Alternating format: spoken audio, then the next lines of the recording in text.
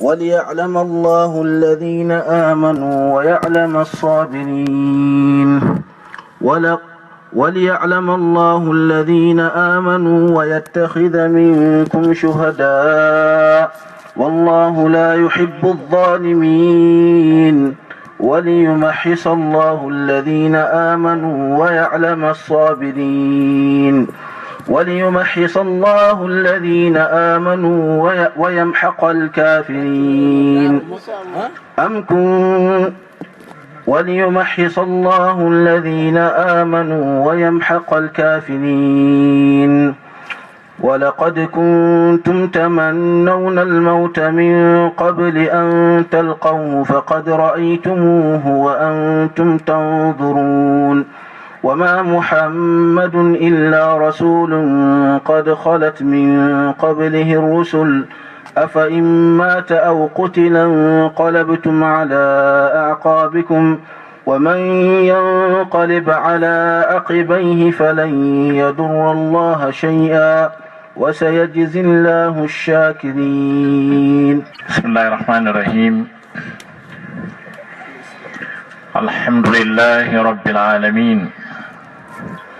وصلى الله وسلم على المبعوث رحمة للعالمين وعلى آله وعلى صحبته أجمعين وبعد. السلام عليكم ورحمة الله تعالى وبركاته. haray musidɓe julɓe tedduɓe, neniraɓe an, babiraɓe an e karmakoɓe an kohoɓe tedduɓe, ɓawde nguɗo salminagol islam yottade e mo on, inde ɓeydodira hande kadi e oɗo kikiɗe men tedduɗo yeeso ɗeɗo gueece tedduɗe ɗe Allah subhanahu wa ta'ala norɗiniri peewal e kulol Allah. haray ɓawde juuluɗen e rasul sallllahu alayhi wa alihi wa sahbihi wa sallam, no ɓe holliri noon yewtere men nde yiiloto faade e ko wiyete kon almawtu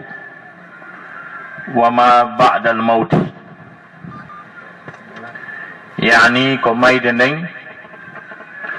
kañum e ko woni ɓaawo mayde nden kadi. ko adi mi fuɗɗade mawdu on, miɗo toro Allah subhanahu wa ta'ala yo Allah si kanko mi yewta e mawdu on, ta ko wondi e ƴiyal, ta ko fi makko kadi kanko Allah woni komi yewtiri. miɗo toromo onon ɓeɗo musidɓe julɓe tedduɓe, nokku kala ka ɓagorɗon woɗɗiti ɓadi, mi anda saare nden Dakar ɗo moƴƴa, kono ko mi nani kon hino sife buy tawdama e men ɗo iwrɓe ka woɗɗiti moƴƴa. yo Allah subhanahu wa ta'ala hollu on ko woni gonga kon e ko woni yewde kon, o asika on jaɓɓugol kadi, o holla on ko mi arata woppitugol ma faljugol e nder mum, andon ɗum ɗo ko faljere ni, o asika o woɗɗitagol, o tawna on e jeyaɓe makko ɓe o hertinani hoore makko, o sifi fi maɓɓe ka Qur'an, o wi fa bashir ibad alladina yastami'una alqawla fa yattabi'una ahsana. weltinir jiyaɓe am ɓen ɓe no jentito yewtere, ɓe jokka ko ɓuri moƴƴude e yewtere nden ko. jonnon Qur'ana kañum wowlay firta hoore mum kadi, si a landike alqur'ana ko honɗum ɓuri moƴƴude e yewtere, andi ko Qur'ana wi ɓe no jentito yewtere, ɓe jokka ko ɓuri moƴƴude e mayre kon. jollando ɗen Qur'ana ko honɗum ɓuri moƴƴude e yewtere. Qur'ana wi'e Allahu ansala ahsana al hadis, Allah tippini ko ɓuri moƴƴude e yewtere kon. jaka ko ɓuri moƴƴude e yewtere ko honɗum, ko Qur'an. ko ɗum wasi nela sallama sharhi aya on, ino jeyano e konnguɗi maɓɓe ɗi ɓe adorayno si ɓe fuɗɗo yewtere, ɓe makayno inna ahsana alhadithi kitabullah wa khayra alhadi hadiyu muhammadin wa sharra al'umuri muhdathatuha, yani wa sharru al'umur ma ada hadaini shay'ain. ɓe makayno ko ɓuri moƴƴude e yewtere ko deftere Allah nen. ɓe maaka ko ɓuri moƴƴude e kala ko feewirte ko peewal muhammadu ngal ɓe maaka ko ɓuri bonde e fiyakuuji ɗin fof yani sa faala wi ay ko kala ko wona ɗiɗo ɗiɗi kala ko wona deftere allah nden e sunna nelaɗon ko ɗum woni charral umur ko ɗo asi ɓe maaki muhdathatuha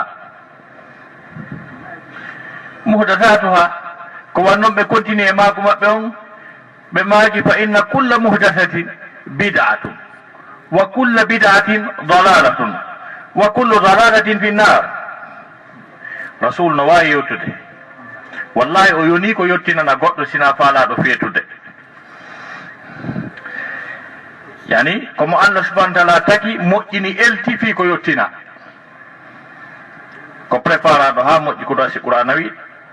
tabaraka alladi nazzala alfurqana ala abdihi liyakuna lilalamina nadira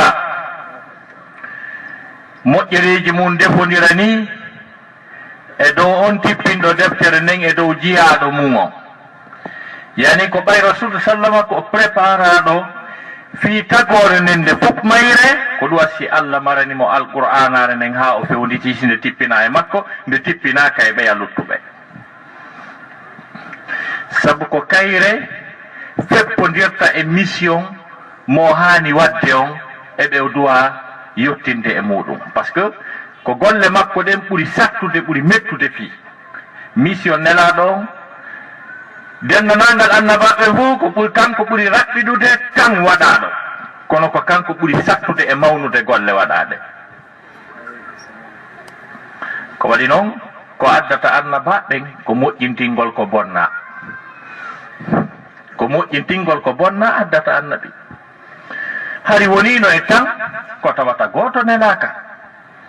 ɓiɓɓe adama no wuuri annabaɓe no ɗon kono na nelaɓe koɓe simple annabaɓe kono ɓay allah yaddaka tawhide bonali hiɓe ɗon goto nelaka allah daali kana nnasu ummatan wahidatan hari mofte ɗen ko yimɓe ɓen hari koɓe mofte goote ummatu tawhid hari ɓe fof ɓe wotindinni allah hiɓe rewa mo kanko tun woniri noon ɓay noon aroyi ha fahtalafu on say noon fa ba'atha allahu nabiyina nde heɓino tun e maɓɓe goo heɓuɓe goɗɗum ngo ko rewe tayna allah wi ɗon on o dakorali o neli kisan ko haɗa ko wiya accu fa ba'atha allahu nabiyina ko ɗo asi ulama o en hino wiya hakkude kalimatu nabi e kalimatu rasul ka qur'an bimana konguɗi ɗin hino luɓodira wonde allah no wiya annabiyina hara ko mursalina o faala wiide sina ɗum fa ba'atha allahu annabiyina ko nelete ko mursalina kalimatu ba'atha on bimana ko jokkata ko nelaɗo wona annabajo allah subhanahu wa taala o ɓanginani en ɗum joni noon musidɓe julɓe tedduɓe adaɗo nelede on ko nelaɗo fi haɗugol na nelaɗo fi jannugol na nelaɗo fi wiigol juule hoore itte zakka ko nelaɗo fi wi'ugol acce ko nuhu ada nelede annabi nuhu alayhi salam huwa awwalu mursalin allah daali inna arsalna nuhan ila qawmihi an anzir qawmaka wi'uɓe ɓe accu min neli nuhu faade e yimɓe makko ɓen mi wi'imo yeeto yimɓe maɗa ɓen yoɓe accu an anzir qawmaka min qable an yatiyahum adabun alim yeetoɓe yoɓe accu shirku sina ɗum si ɓe accali enele lette sattuɗe muusuɗe aray tawa ɓe jon noon on ɗon beru ko o moƴƴintinni kon ha gasi annabajo on aray o haɗat ko haɗete kon muji société o wonta société wootinɗinɓe rewoɓe allah subahanahu wa taala o yaha o acca ɗon ko acci kon si woni duuɓi temedere sansali allah addata nelaɗo annabajo si ari yettini ha gasi o moƴƴintinni tawhidu on o tabbiti ha moƴƴi jas hay si o maayi allah nelata nelaɗo goo fannintama ɓen ɗon ɓe sansali ko oɗa acci kon ko si tawi on ɗon sansi allah adda nelaɗo goo kadi moƴƴintinnowo joni noon koko bonna iwi fewno annabi adama ha hewti rasul sallallahu alaihi wasallam ko on mission o jonna moƴƴintingol ɗum ɗon fof ko on mission rasulu jonna moƴƴintingol e tawde fewno ka o arata ɗon Allah daali ala fatratin min ar-rusul yani e fowtande argol nelaɓe e pause wiyete fatra e haala arabe ko firete français ko pause ɓenni fatra hurriya yani ko pause ka dawraji ka ɗuma yani e fowtande juutunde immorde e nelaɓe duuɓi temeɗɗe jeego nelaɗo ala deftere ala peewal ala tindinowo ala tay gayni bonde pes on say noon Allah ndaaroyi mo o hooli haqqille mum e faamu mum e muñal mum e gandal mum e wakkilare mum e nunɗal mum e laaɓal mum o inni ko an tu wawi redressude ɗum ɗo mimminima ɗoyete Muhammad ko ɗum on na o peti kelkeñjo Muhammad rasulullahi sallallahu alayhi wa sallam on wona o neɗɗo sama kalajo sabu mission makko o mawnu o ari o transformi société mujtamaw mo tawata fof no fottanno fewno on say ala yimɓe bomɓe aliki bomɓe ñaa bewi majji ha hewti ɓe o ari o suirol mo suwata on joni noon musidɓe julɓe tedduɓe e nder kan diina ka o yettini hino e muɗum bimana piiji hawniɗi ko goɗɗi sifa ɗi wonɗe yewde hannde sifa ko wiyete kon mayde la mort al maut ko wiyete kon mayde ko wiyete kon no mayde koko concerni ɗum ɗo hino jeeya e hunde nde anndaɗa hoorema hinde ko hawtinde kon no ɗuuɗi ko hawti mayde kon no ɗuuɗi yimɓe ɓen hino nder ton e nder yimɓe ɓen lamɓe ɓen no nder ton milliardaire ɓe ɓen no nder ton star ɓe ɓen no nder ton hunjiɓe qur'ana hino nder ton feewuɓe hulode Allah hino nder ton ɗum ɗo fof no kafi mayde o yiyay karamukoɓe ɓe anndanɗa hoorema harano koyo yimɓe ɓe lande koye ɓe wuuro haa ɓe maaya kono Allah ƴettita ɓe law wona imam Nawawi en imam Nawawi harano yimɓe ɓe landeteno wiyeteno imam Nawawi wuuro haa adna o lanna kono ko duuɓi 40 sey on feƴƴinri ma tawi wurin hay o hewtinaade kala ko nanɗon wiide Nawawi imam Nawawi kon fof ko suka wonno jakka ndeɗo mayde nde a caali hay sifa ɓen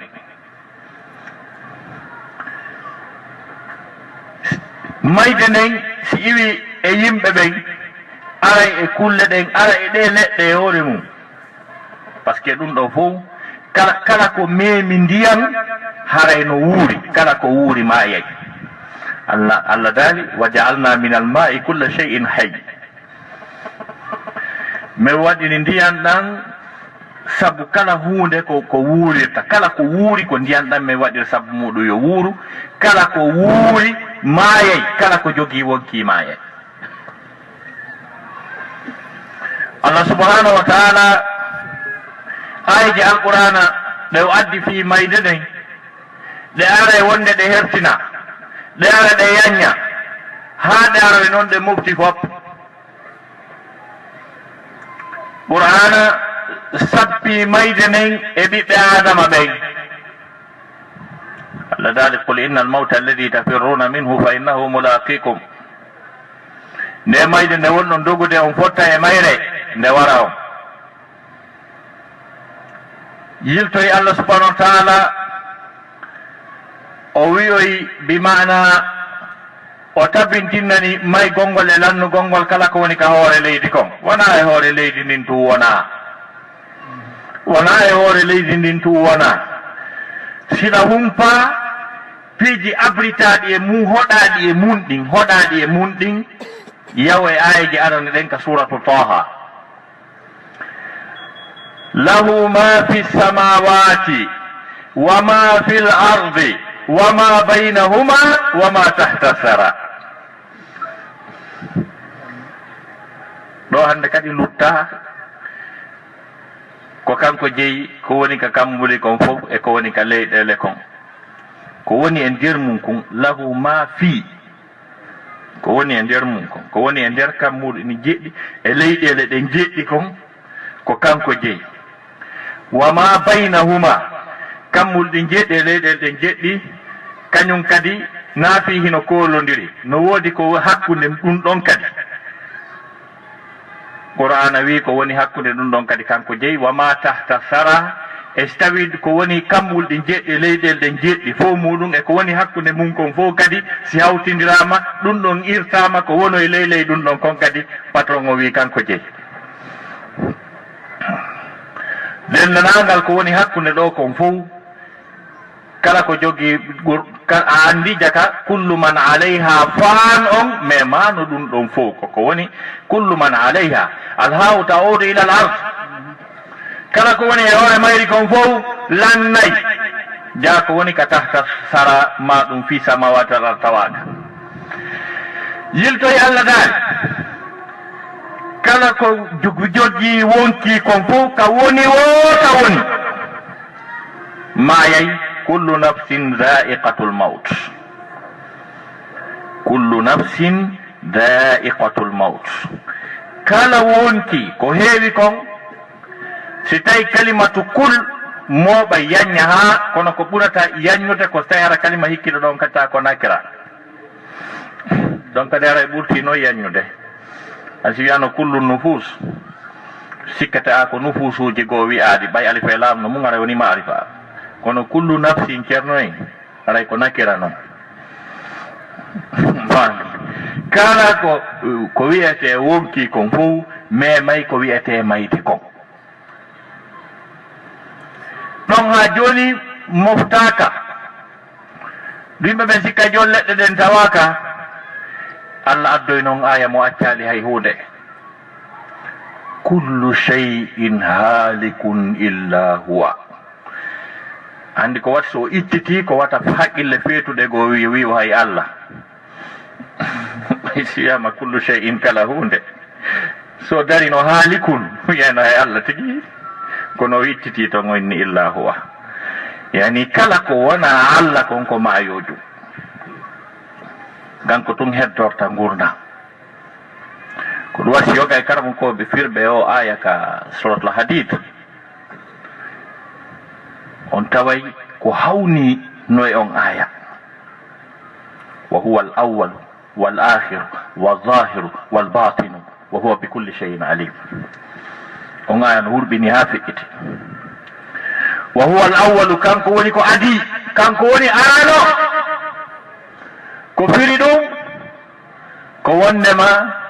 kanko allah subhanahu wa ta'ala o wonino sanganne tawi hay e hunde ala si wona kanko kammuli ala leyɗele ala jinnaru ala adama ala malaikajo ala lawhil mahfuz ala hay e hunde ala si wona kanko huwa al awwalu wal akhiru ko kanko kadi wonoyta kadi sakkitotoɗo bimana heddotoɗo wono woniri noon wonino ñande go'o ɓay tawi par ce que wawatake happanade sa'i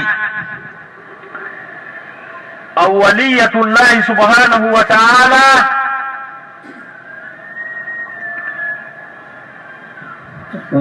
adagol allah ngol subhanahu wa ta'ala jokkodira e tan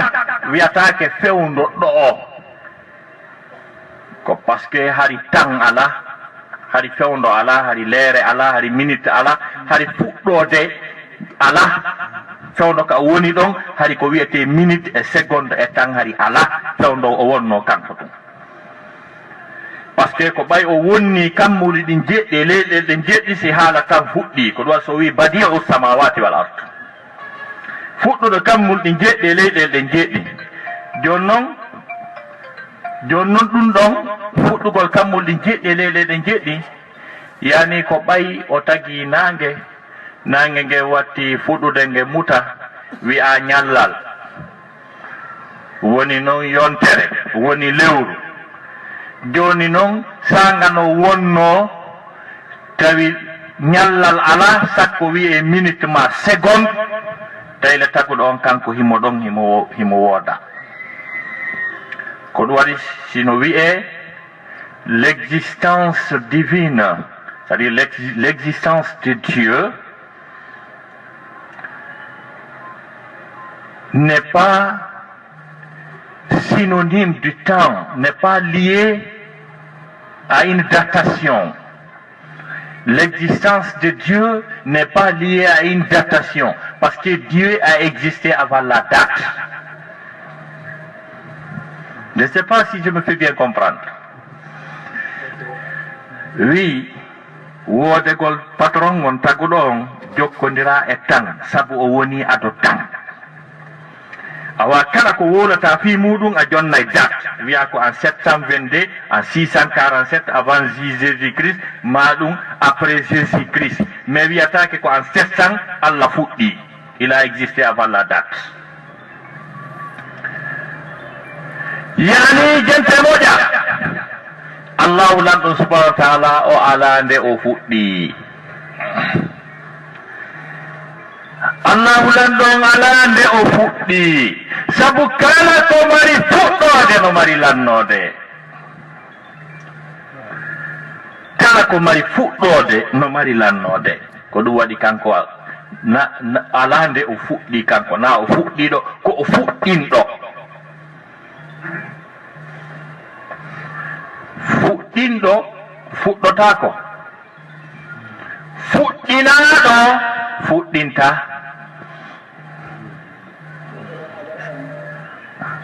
Fuɗɗinaɗo fuɗɗinta. Si menuisier on moƴƴini tabal ha adna lanna tabal ngal moƴƴinta tabal. Na noon fere noon tabal ngal moƴƴinɗo tabal ko ɗo asi Allah wi am khuliqu min gayri shay'in am humul khaliqun. C'est à dire ko ɗe woni ayeje dolnuɗe tawa gotal no wawi firede balɗe tati. Am khuliqu min gayri shay'in am humul khaliqun, ko suwa hara ko ɓe taguɓe ma ko ɓe tagaɓe. Si ko ɓe tagaɓe tun haray ɓe randay konti ma ɓe famodire. Si tabal ngal foofi ngal wersindike ha ngal moƴƴinama ko pellet ngal jaɓay tasiji werte hoore maggal. Kangal wi'ay hay hunde kañum tabal no moƴƴine ha moƴƴa wiye joɗnen taji koye tas joɗntake hoore am ngal suusi ɗum ma ɗum darare danede ande min ko boye nadane haray fo heƴa e maggal. Si tawi ko a tagaɗo haray ko taguɗo on faala kon heƴa e ma si a faala jam. Allah daali am khuliqu min gayri shay'in am humul khaliqun.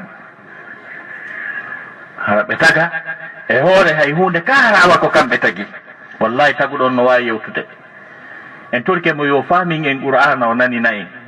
Ala hay e hunde ko weli ka adna ɗo ha hewti famugol ko taguɗo yewta kon sammo wawi yewtude. Joni noon kala firgol o ayana huwa al awwalu wal akhiru ko kanko kadi woni ko sakkitoyto. Allah daari kama bada'ana awwala yawmin na'uduhu wono min fuɗɗorno ɗum ka anum tawi ala min ruttay kadi ka wonno ala ɗon kadi no eyduhu nawigol men artiray. Nawigol no min fuɗɗorno noon min artiray ko min nattay ka wonno ɗon ala ɓay tu woni no ala min artiray kadi wonta ala kadi. Ko ɗum waɗi ñande goo kadi aray hara hay e hunde ala hay hunde lutta si wona Allah. Ko ɗon fillama e hadis ka rasul sallam maki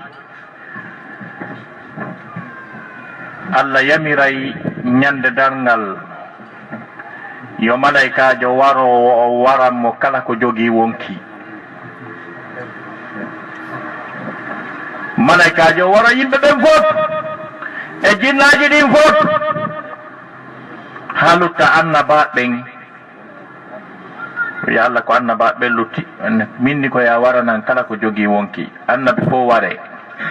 lutta nelaɓen. o wi Allah joni ko nelaɓe maɓe ɓe yiɗɗa ɓen lutti. ona minuma ya waranan fof Allah wara honno malaikajo wara mursalina en fof wara inna Allah ko ulul azmi e lutti. ona minuma ya waranan fof kala ko wiyete wonki waru wara ha lanna. o inna Allah joni ko malaikaji maɗi lutti. minma ya warananɓe fof malaika fof ware wara yo inna ɗo ko Jibril e Mikail e ɓeɗo lutti. Allah wiyami innuma ya waranan fof o wara fof haalanno wara o inna Allah mi waɗi ko yamirɗa kon wonki lutta hande e ko taguɗa kon. Allah wiyami hinni no lutti o faala wonde min tun. o inna so be lutta Allah wiya an ko an lutti. o inna ko an lutti warto o nangondira e hoore makko wargol ha o wiya Allah mi siina yamirore ma nden sabu na yeddeteɗo kono mi andinima ko wiyete mayde kono muusi. hara mi anduno ko ni ɗum muusirno mi yeyno ya yamir goɗɗo go wargol haranami. on say o warto lutta patron on tun ko ɗum firi wa huwa al akhiru kadi lutta kanko tun deƴƴa ɗo ha ka o faala o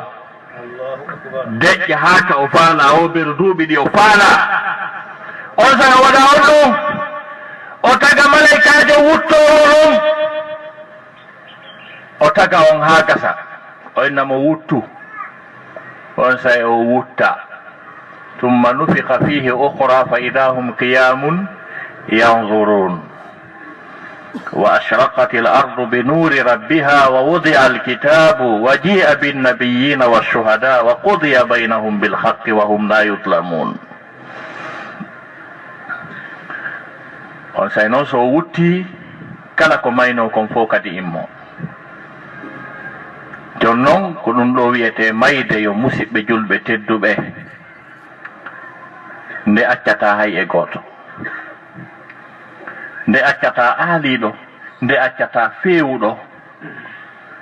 nde accata labaɗo nde accata kanaro nde accata yiɗaɗo nde accata añaɗo. e hino nde ndeɗo ko hunde nde fof kafi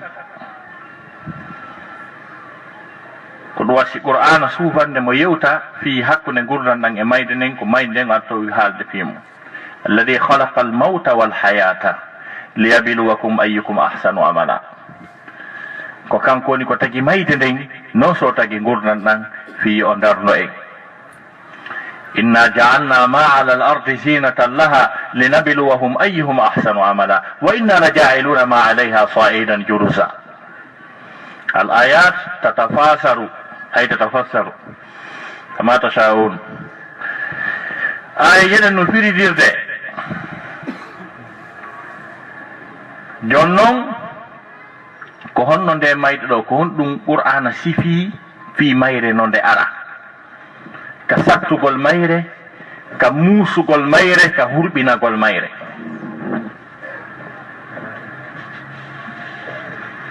qur'ana wi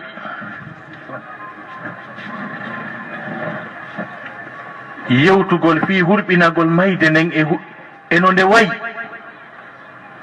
Allah dali wa nahnu aqrabu ilayhi min hablil warid إذ يتلقى المتلقيان ثم نفوتو بنديدو فوتي عن اليمين وعن الشمال قعيد. الله نصفو سين اسبلكا وفيلمو وستيعري لأيي هداريني كونو مايدنين أردنتا جيا نينجل ملايكا بوارو بين e tawde kadi mo kala no happana beru tammum on ko wurata kon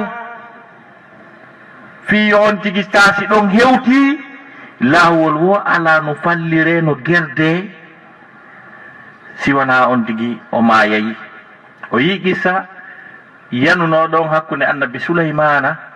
kañum e neɗɗo go'o malaikajo warowo on o anditi mo duwa warte goɗɗo e ka ɓuri woɗɗitade ka o woni ɗon e misal malaikajo warowo on no Dakar ɗo o anditi mo duwa warde goɗɗo Inde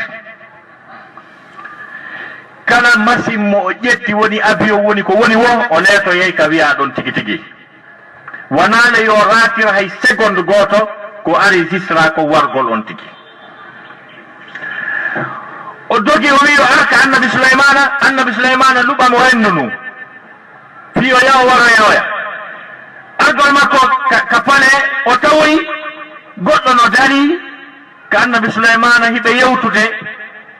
ko maran o respecté ko lanɗo ko président de la république arata tum fi ka malaikajo feƴƴina goɗɗo daroɗa ko audience ji o dari ɗon himo hawdi Allah joman taw si o dirata noon waya sifa komi heɓuno New York miɗo hokkiti argol Europe bayanaji fof négociama moƴƴi salji luwama e hino la ratude avion on al yahudaru huɗandu tawi ndu dari yeeso ɗon ko ndum feƴƴi simi ara hiɗon anndi noon al yahuda ko yiɗi mbuuɗi kon bagage makko on no ɓurti ɗo yo yoɓu ɗon ko alana wonana hara o ton gallan mo ɗuytude coƴƴi ɗoyta bagage milla reni mi rata e woni volan o tawi oɗa kañum kadi no dari tun no ɗumanni o feƴƴu tun annabi o yaari malaikajo waro on waari o inni bon ɗandi o iwɗo ɗo joni ko homboni o sa inni ko kaarijo himo fokkiti nokkel kaari joni o wi ayi o komi duwaɗo mo warti joni ka o suti ton kadi andi ko an doganta hoore ma ka wareteɗa ɗon si hewti ka wareteɗa ɗon si hewti ko an ƴettata disposition no hewtira ton tawi kanko kadi mo mari affaire important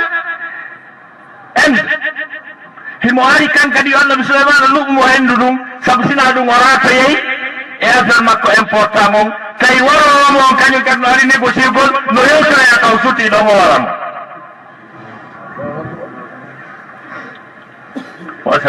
o haalani annabi sa ko hendu nun no disposition ma Allah jarama modi ba ɗo min fottiroyay toon cikkagol o yaha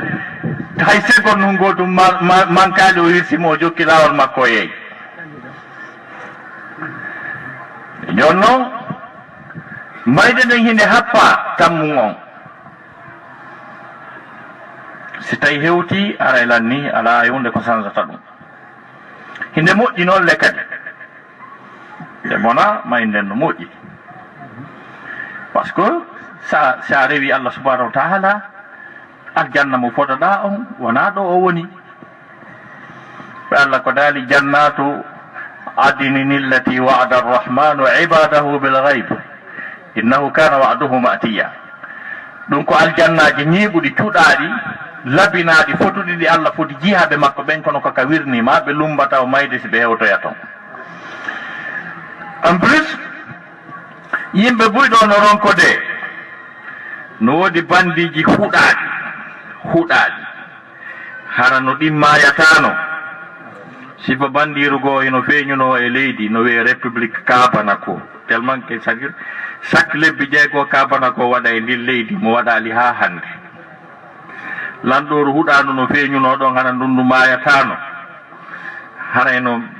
murandu marsali qur'ana wi jonno yewtugol noon ko honno mayde nden ardita rasul sallah sallam sifike mayden o nde muusi qur'ana sifike mayde wi hinde muusi hinde satti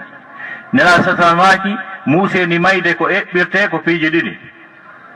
neɗɗo walline ka hoore leydi ɗo o ajjine kammulɗi jeɗɗe leyɗele jeɗɗi e ko rondi kon fof ñoƴƴamo ɗon hara kadi o mayata ko dim muusedi ɗon e nandintinte e mayne ma neɗɗo darne feewa yet seerawal mettugal ngal wela waɗe ka tumbere hoore seerire doya sengo kala waalo on ɗo ɓe sifi muuseni mayne nden ber kodi sottata bero 1 centimétre kala ko anduɗon torture e lette ko feƴƴe hoore addan kon fof fotatawa ɗum ɗon muusude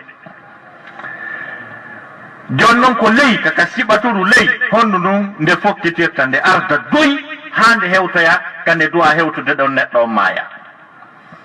kande feƴƴi wo ɗon dunkitortako hande kadi si nde iwi ka teppe nde hewti ka koppi hara ber kande rewi ɗon ɗaati gollata si nde iwi ɗon nde ari ka keeci hara iwi ka keeci ha ka koyɗe gollata hande kadi maayi ko noon nde ƴawrirta doyi ha nde hewtoya noon nokku ko ka qur'ana wi'a si nde hewti ɗo noon aray dey haray ɗo hurɓinike kalla ida balagati taraqiya kalla ko haqiqa dey ida balagati l mawtu si tawi mayde nde yettike a taraqiya les entrailles pour les biologistes yani ka ƴiye ɓernde nden e ɗaɗi ɓernde nden ka tata ko ɗon senditata gurnan ɗan andi on zone ɗon eno mari appareil ji ɗiɗi wonɗi très important il y a l'appareil respiratoire et l'appareil circulatoire donc si tawi ɗon memama ɗin ɗon ɗiɗi andomasama allah wiya si hewtama ɗon de ara e wurɓinike kalla ida balagati taraqiya wa qila man wi'eki san ko honto woni raqin moccowo ɗum ko so tawi kaka men to amma siko ga si fawano a Dakar wiye ene hara principal no udditi fewn ɗo hara dokkel kaari no ɗon clinique kaari jo no udditi dogirte dow nokku goo ka tañƴina lekki heɓoto ko ɗo si qur'ana wi wa qila man raq on wonaɗo wiyanede ɗon e wonade ɗaɓɓanede solution kono fewn ɗon ara o wata wowlude simo wawno wowlude o wiyano taw perdin jawdi mon taw yango ka hewtininmi ɗo lanni ɗum ɗo solution ala allah daali wa dhanna annahu lfiraqu wa dhanna o fellita ɗawigol o sikka o fellita o yanane annahu no on senɗo na kanko wona kanko goyi na kanko woni siɗuman ko annahu no ko fewndi ɗon kon nden nawnare ɗon ndin muusendi e ka fewndanimo ɗon e ka mooɓa ɗon fewndu ɗo ko jokka ɗon kon ko ɗum wiyete alfiraɓu waynodiral ngal andi waynodiral ngal waɗanama marifa jako janal ko monanangal alfiraku yani waynodiral ngal hakkunde bi mana aduna on e lahara on ɓay pellet ɗo ma waynite ɗo waynitete goyi buyno dakora wondema ɗo waynitete ɗo buyno sikka hoɗi lanni hotatake allah yeddoke lawgoy wondema ɗo waynitete par ce que allah daalino وما من دابة في الأرض إلا على الله رزقها يعلم مستقرها ومستودعها kanko adduɗo en ɗo o wi o ƴetti sarsi men ndiyan e ko foofen o wi ya'lamu mustaqarraha wa mustawda'aha so yeeyi on aya o yiya jomiraɓe gande ko firi on aya kon woɓɓe wiya mustaqarraha ñiiɓirde makko ndey yani ko mustawdaha on adorta taw ka firgol siko on maana yaaruɗa yani kaka ngel wiyata ɗon bimbi awayin kiikiiɗe ko ɗum wiyete mustawda mustaqarra ka kuku weƴƴinta ɗon kum honka nduggu ku yeeya siko télécentre koko woni o wi si hendorakiɗa hettoto ka arduɗa ɗa ma tawto yeey ka suudu kono asike on ɗo a hendoto woɓɓe wiya mustawdaha on kaka ngel iwi ɗon ka reedu ngel wayni ngel inni ok reedu au revoir mustaqarraha kaka leydi ka ngel hewti ɗon woɓɓe wiya mustawdaha kaka leydi ɗo kangel wiyata bon ok aduna au revoir nani mustaqarraha to kangel sutti to kono ma au revoir waɗa jonnon on au revoir ɗon seedugol e aduna o fellita annahu no kanko alfiraku ko duwodiral ngal ni aduna kanko e aduna ɓe gaynayi woni mo fokkitiri lahara wa dhanna annahu alfirak waltafati saqu bisaq waltafati saqu bisaq belen jiɗin ɗiɗi piyodira ko firi o aya kon fof ko ɓuri sellude firo e firo labango ko firango seydna abdoulahi ibnu abbas firi ayan ko seydna abdoulahi ibnu abbas o wi ɓay ko fi yaadu wona kañum e duwodiral e accitugol ka ko faalaka accitude ko accitugol ko faalaka accitude e iwgol ka faalaka iwde e yawgol ka yiɗa yawgol andi ceerno en ko guere noon accitugol ko faalaka accitude ɗi magasin ji ɗi sefaji ɗi compte banque ji ɗi ɓeyguli labaɗi koye pay koye ɓikkoye laba koye fotukoye moodi wiwgol ange ɓeeɗo ɗon seedude o yiitidata aduna mo ɗum ɗo a defa tum ɗum ɗo ko nafaale ma andi ko accitugol ko faalaka accitude e iwgol ka faalaka iwde ɗi galleji ɗi village e o aduna e foti e weliji makko ɗin haray ɗo on tigi tigi on hay goto faalaka accitude ɗum ɗo joni noon ko ɗo suka daburo niɓɓituɗo hiɗa yiwde cité lotisaɗo courant e ndiyam 24/24 restaurant ji piiji ɗin fof yaha e cité deƴƴuɗo ko mbuyla woni toon kono mo kala ko nanngodira kon no yoni ɗum ananta kaɗo sikka ka berɗe ara e wuraka toon kono ko jokka toon kon hakke ma polisoɓe mo kala no heññe mum fanci susta e wadde e to yahugol noon ɗon won ko ɗuwa seydna abdoulahi ibnu abbas o wi ko gertagol ko neɗɗo on malaika ɓen no puuɗude mo wiya ay hay lahara himo dartade wiyan yatam tuma ɓe tippiri ɓe piiri ɓe gerdi ha malaikaji on daasimo ha ɓe hewti ka keerol hakkude ka wiyeteɗon lahara e ka wiyeteɗon aduna ɓe darsidiri ha ɓe hewti ka keerol neɗɗo ɓe gerda ha malaikaji on eto ha koyngal goo feƴƴira lahara ngala lutta aduna tuma noon ɓe gerdoyɗo ha lutturongal aduna ngal yawti tawtoy ngala lahara ibnu abbas wi ko ɗum wiyete waltafati saqu bi saq ngala tawtoyi ngala telen to ɗo wi ngala tawtoyi ngala tawi ko telen ka on tigi faaliraka to yaari na telen nga allah daari ila rabbika yawma idinil masaq nden ñande ha ka yaha wo ha ka yaha kaka jooma ma suta si hewti tun nawnare nden hewti nokku go'o e ronkere nden e muusendi wiyama ƴette disposition ɓe ko marɓe feere en avion médical sur place destination suisse allah wi kala destination ka yarawo ila rabbika yawma idinil masaq ka yarawo kaka allah suta siko suisse yaha sabbemo ɓe nayi haray fure on artay yontere hande haray jama on hettiɗo yaw aéroport Yoff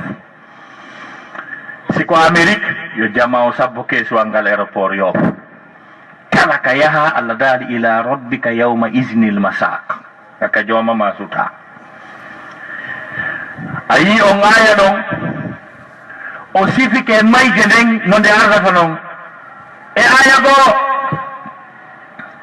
walawla ida balagatil hulqum tuma noon nde yetti ka lookoƴere andiɗa les centrailles a taraqiya nde feƴƴoya ɗon kadi aroya ha ka lookoƴere kadi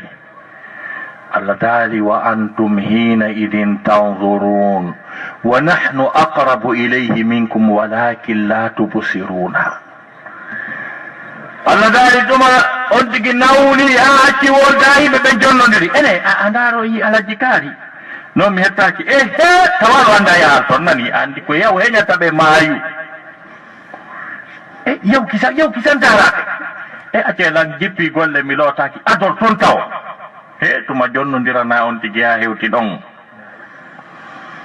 tawa fewndo ɗon kala ko doganteno mettiti on tigi tuttinama jiwel ɗo tuttinama, ndiyam ɓuɓuɗan tuttinama, maaro e tewu tuttinama, sonnaɓɓen e ngari mum e labbegol muɗum tuttinama. Tuma hewtani ɗon neɗɗo ka waali ɗon o tiggiti o tawi ɗe tolde ndu suudu makko ko affaire ñappirano, tawi ɗum wattatake. O wawata hay wollude sakko inna wallelan ittanelan ɗum ɗo nano dagori heɓorno. Tawa goto e ɓe ngoli ɗin nano dagori jombirano. Tawa ɓiɓɓe accaɓe ɗon fof ko yuppuɓe tuuba, juɓɓen fof ko moriɓe rasta e pantalonji. Tawa hewtiɗon mo andi moƴƴa accugol sifa ɓen ɓaawo hunde marsali hewtanimo ɗon. Atali wa antum hina idin tanzurun. E tawa noon onon sanga on saa'i ɗon.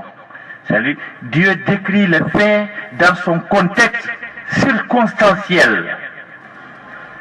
C'est-à-dire, mo yewti hina isin, ɗum ko zarfuji ɓurɓiniɗi ɗin noon.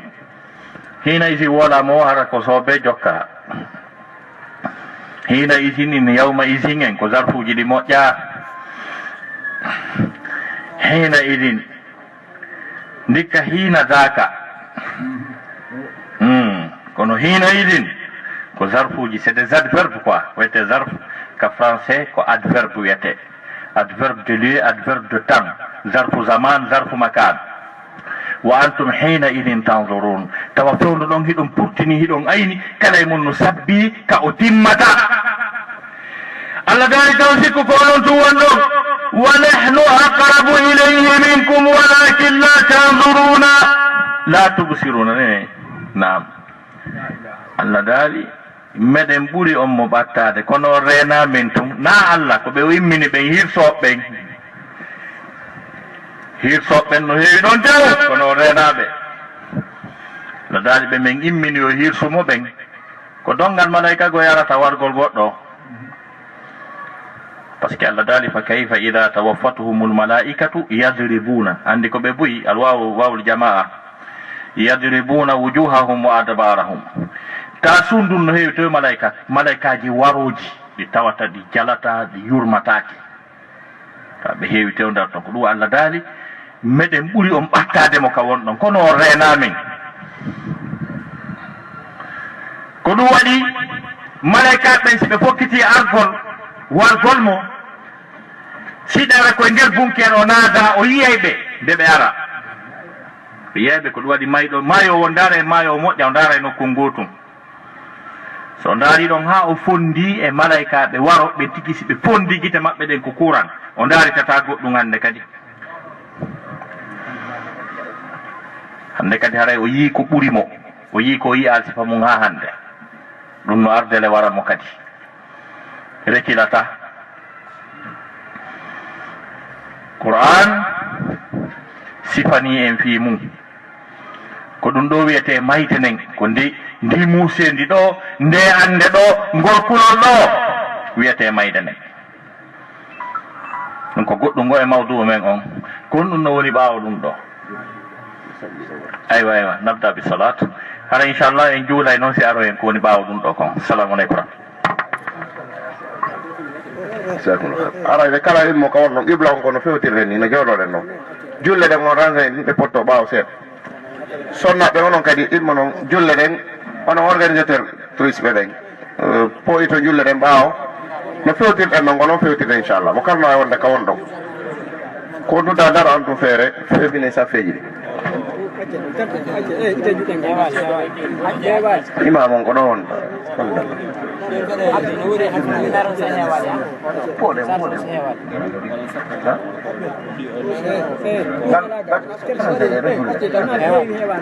te kala wono ka wonno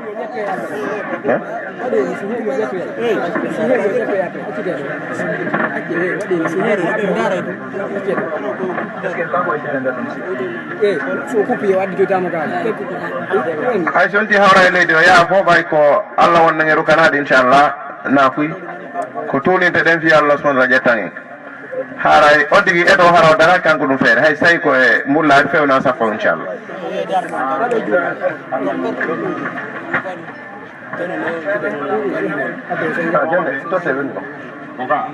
No,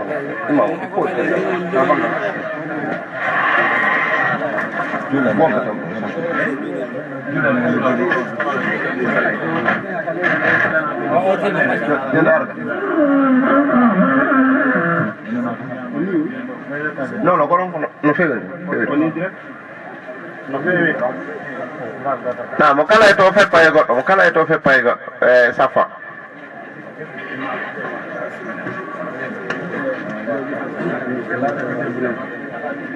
Ene hal ko dum do.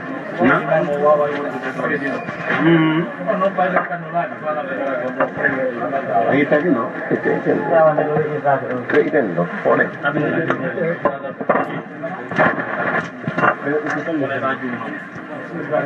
Pon, nabe. Nabe rek, الله أكبر الله أكبر أشهد أن لا إله إلا الله أشهد أن محمدا رسول الله حي على الصلاة حي على الفلاح قد قامت الصلاة قد قامت الصلاة الله أكبر الله أكبر لا إله إلا الله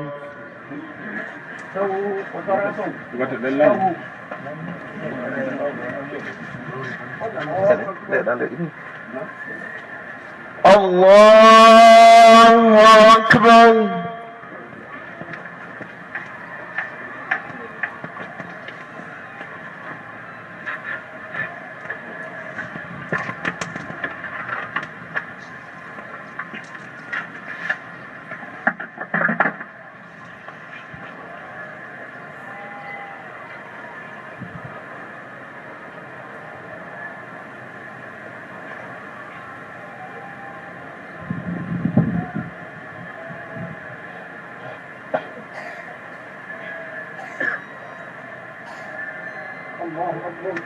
الله أكبر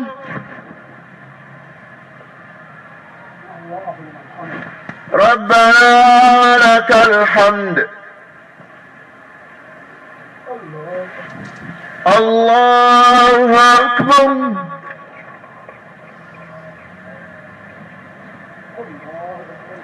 الله أكبر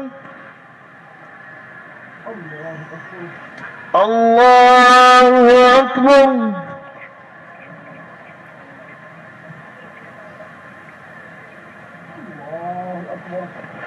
الله أكبر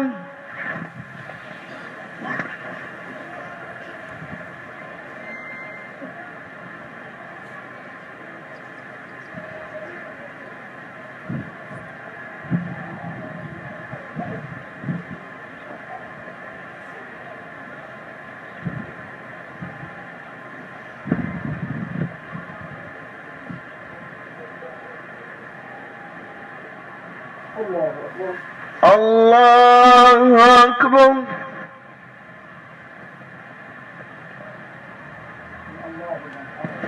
ربنا لك الحمد الله أكبر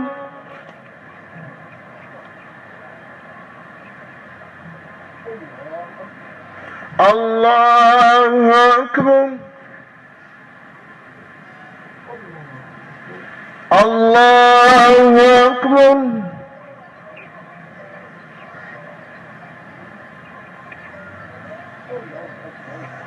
الله أكبر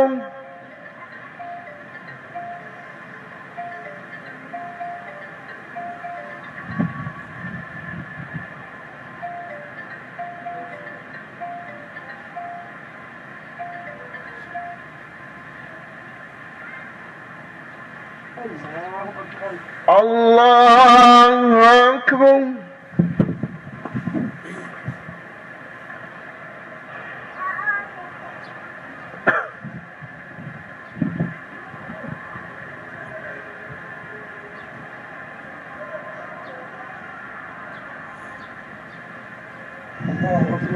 الله أكبر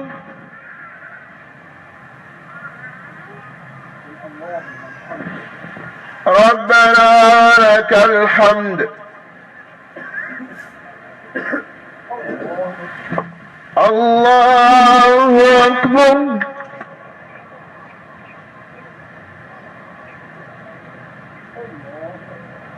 الله أكبر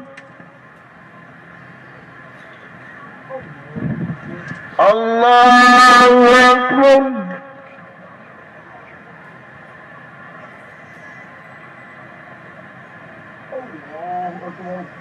الله أكبر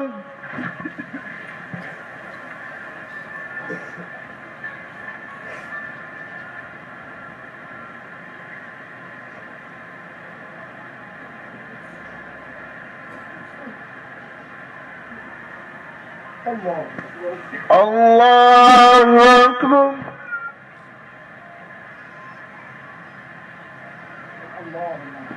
ربنا لك الحمد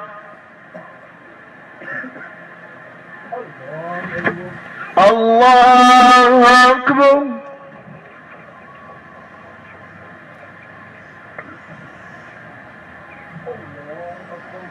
الله أكبر الله أكبر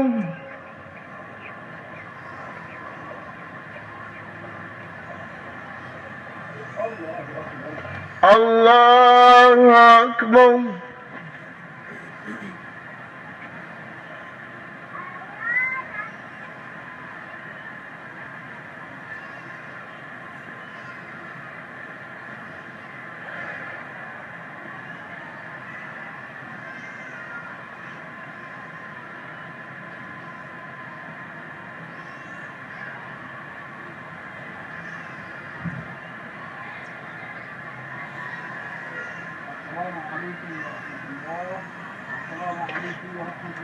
السلام عليكم ورحمة الله. السلام عليكم ورحمة الله.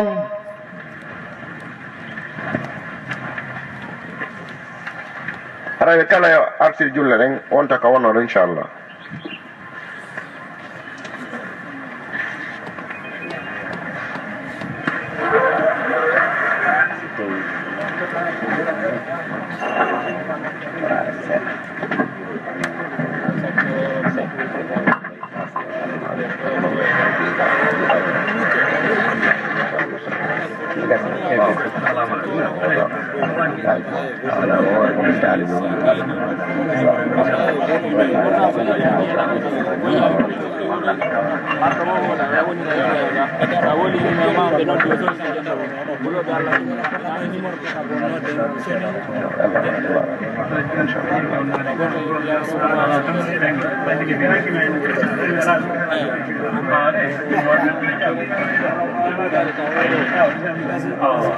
Kala wontu ko no dayo tande e andi arbe ka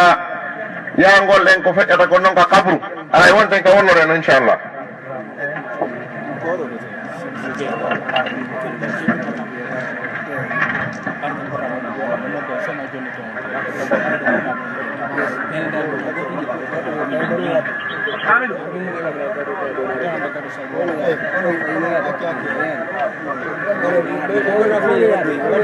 Ante be telephone jiri be mo kana daru ko sonna be mo kana kewte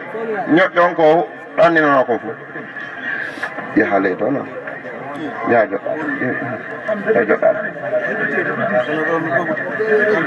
no jamon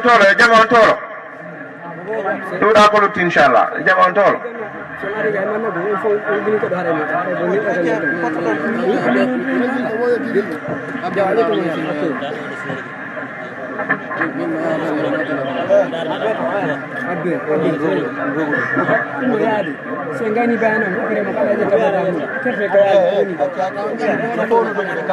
Now, I just want to write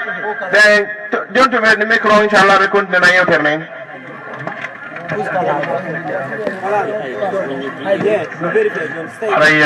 The Jukta de Yotre Mending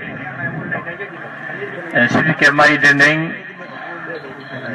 John Ding head Dorinon Kun, Wuni Bao Maidening Kati. By the Allah subhanahu wa ta'ala, Kullu nafsin za'iqatul maut, wa no ayaw arinong kasurata animaran. Allah wino ɗon wa innama tuwaffawna ujurakum yawma alqiyama faman zuhziha ani nnari wa udkhila aljannata faqad faz wama alhayatu dunya illa mata'u lghurur. Ladani wonki kala wonki mettoto mayde nden ladani ko pellet kadi le nden nanangal golleji ko laatino ɗon kon fof hiɗon golla kadi o yoɓete kadi ha timma fa innama tuwaffawna ujurakum yawma alqiyama faman zuhziha ani nnari wa udkhila aljannata faqad faz. Ko andi to muran ɗum no hurɓini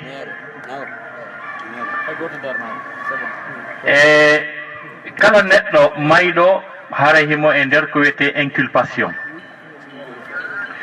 haray ko nangaɗo ko e nder nangal o woni,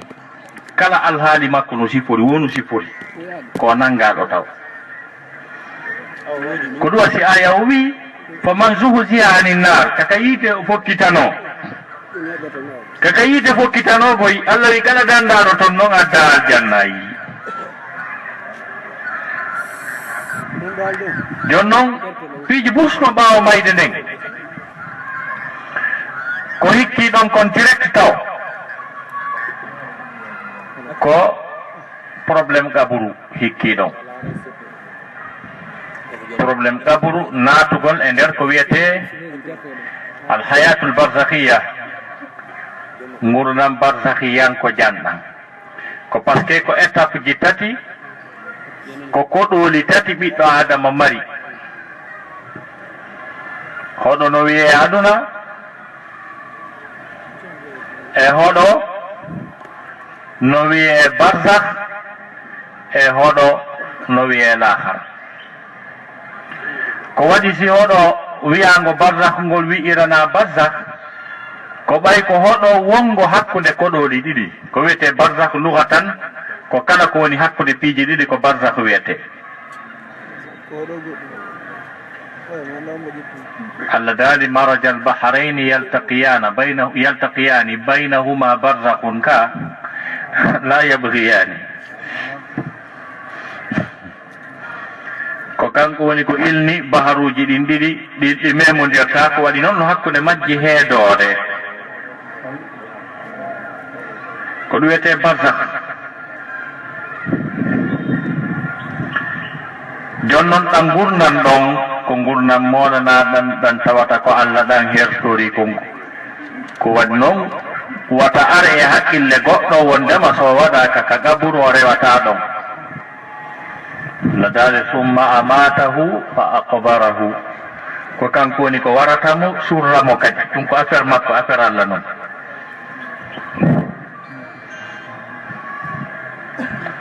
ɗum ko affaire Allah noon, affaire barzakh on ko affaire makko. sina ɗum yolotoɓe ɓe liƴƴi ñamata ma sifa ɗum wiyete ɓenɗonnoɓe rewali ka gaburu. kan gayka ka yiyata yimɓe ɓen no waɗe ɗon, ɗum ɗon ko gayka maɓɓe kamɓe e programme maɓɓe kamɓe. taguɗo on kañum no andi ko honto o suti, ko honto o wonoyta. joni noon musidɓe julɓe tedduɓe, ko ɗum waɗi sane nde neɗɗanke on mayata, malaika ɓen haray prépari andinimo piiɗon. si tawi ara ko moƴƴanaɓe ɓen, ɓay Allah daali yusabbitu llahu alladina amanu bilqawli thabiti, Allah hino tabintinnana yimɓe gonɗinɓe ɓen konngol tabicungol, himo tabintinnira yimɓe moƴƴuɓe ɓen sabu arsikol ɓe konngol tabitungol ngol ala ette ette. ko goɗɗo landa o wi c'est à dire comment dirais-je, honno wiyantelan, honno wiyante haray kalimawol haray konngol ngol na sabit, honno wiyantelan ko tawa ko wolta kon ko direct, sabu ko on tigi landete kon landaki explication. on mboni jawma ma landaki honno wiyantelan no mi yiri ndi muradu non ni, landaki ɗon ko ya wiw ko oɗo ma ko oɗo, ko question ji direct won ton. ɗum ɗon deftere ma nden ɗum ko direct kon woni annabijo ma ko direct kon ɗum woni diina ma ko direct kono wona ko jannguɗa kon jabotoɗa ɗon ko a tindinteɗo ko a jabanteɗo par ce que ko Allah londinayma ko wowla ko kanko kadi majjinayma kadi ko wowlaynoɗa kon kadi jante Qur'an ndi wallahi on aya no wurɓini ha yuthabbitu llahu alladina amanu bilqawli thabiti fi lhayati dunia wa fi l'akhira wa yudillu llahu zalimina ko kanko wi'inta ɓe o farana ɓe yiite ɓen si ɓe inni oɗo ko usa taybu araɗa reeni mo ɗa waɗi ni ko usa taybu ni taɗa andun mo kadi ko onon yangude ko onon jangguide lekkol e misal woni fimi firanayi woni aya o gandon kon ɗum firi wa yudillu llahu zalimina pelleteneɗani usta taybu ko onon janɗiɗi ko onon jangguide lekkol wiyama hinumo ko usta taybu ni Allah majjine fes wi'e ya wi'una usta taybu ko yaawi ko marteluta kinga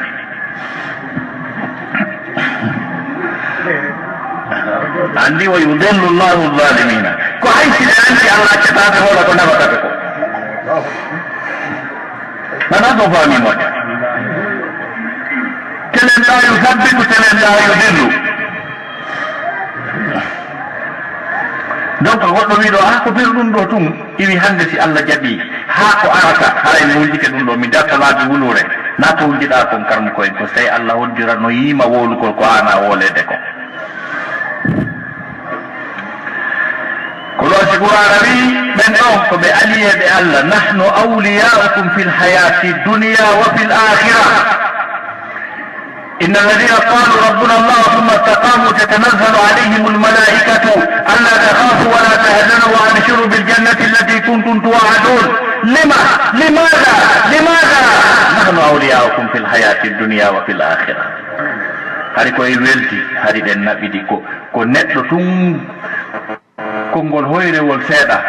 pullo fuutano haala si fawigol dugula gol ko dugula tun yejjitatan mo naɓɓiti mo wuwodiri Allah kañum ɓay hari ɗon huwodirno ka aduna ga o wi ɓay hewtiɗo o yejjitatama ko waɗi si on tigi weltoto ha wawa si feeta e weltare wiya Allah a lumdinilan ɗo Allah a tindinilan ko mi woola Allah a gandinan leɗɗe ɗe ɓe mi yiɗo a gandinan nder sikkal no reste tranquille nahnu awliyaukum fil hayati ko enen adde gandidirno tan ɗum hunde ko enen adde gandidirno to ɗe naɓɓiti ko ɗum waɗi so lumbiniɓe ka leɗɗe gabru o lumbinoyiɓe darnal ngal ɓe pikkoyke aljanna ɓe wiya he a wuyi o ko moƴƴo inna kunna nad'uhu min qablu innahu huwa albarru rahim Allah kañum yejjitali mo ko enen tun goɗɗo ƴogoyta fuuta e heege e remugol adda mo ɗo o baka mo jonna mo place jonna mo mbuuɗi o golla ha o heɓa o fottoya e on o famintinno hande ɓe yidali ko en duway noon Allah kañum o dulla Allah kañum o dullana jiyangel makko mo welina ɓital himo yetta himo andita kanko ko ɗum so wi nahnu awliyaukum fi lhayati dunia wa fi l'akhira Allah daali hoore ɗum fof so lumboyi toon kadi Allah daali mi waɗanayi on ko wonkiji mon yiɗi ko on ɗum firi Allah tahafu wala tahzanu yani ko wata on huluka sutiɗon ton on ala ton kulol on ala probléme wata on suno ko wonɗon accude e galleji kon baba mum no sabbi on to par ce que goɗɗo wi bon joni noon faala ye yaaru an wala ndaaren sa débrouillay toon he ɗo no warsude ɗo alhamdulillah no accu to yahen ndaaren toon kadi so tawi hara an yewto hawinna heeban ko jeɗuma tinta ɗon ɗo lewru ndu si mi waɗi calcul on fof on tigi tawa heeɓi 3 millions franc CFA deni ta kanko mo andi si ɓe yeehi to lewru ndun ko 100 millions franc CFA o heɓata ala leydi ɗum ndaroyen to ɓe ndaroya noon o tawa jaka badde o yiwnoɗa yani si tawi neɗɗo on aranama o daari kuɓeje ɗe o darni village ɗi o darni ha gasi o daari ɗum ɗo yo yiwoye aljanna on taw o wiyayno no so mbiya way aljanna on gon kono haray ɗon tigi won seeɗa rewa Allah taw seeɗa moƴƴa kono so yiwoyi to o tawa jaka o neɓuno yahal to donc ɓeeɗo ko ɗum sabbiɓe yimɓe moƴƴanaɓe ɓen haray ɓen malaikaɓe moƴƴuɓe Allah subhanahu wa ta'ala nde jiyangal makko tawonne no maaya si tawi ko aliyeɓe makko ta ko giɗo makko o nodday malaikaɓe ɗiɗo o ndaara kasange ittaɗo ka makko ka subhanahu wa ta'ala jogiiɗo parfingi iwrude toon ɗin o inna giɗo an hino mayde miɗo faala yo yawtawe ɗon wallinanolam mo ɓernde nden nde waalo si tawi o warama addanonmimo ɗo ko giɗo an ko ɓenno malaikaɓe arata ha gasa tun ɓe tawa malaikaɓe waroɓe ɓen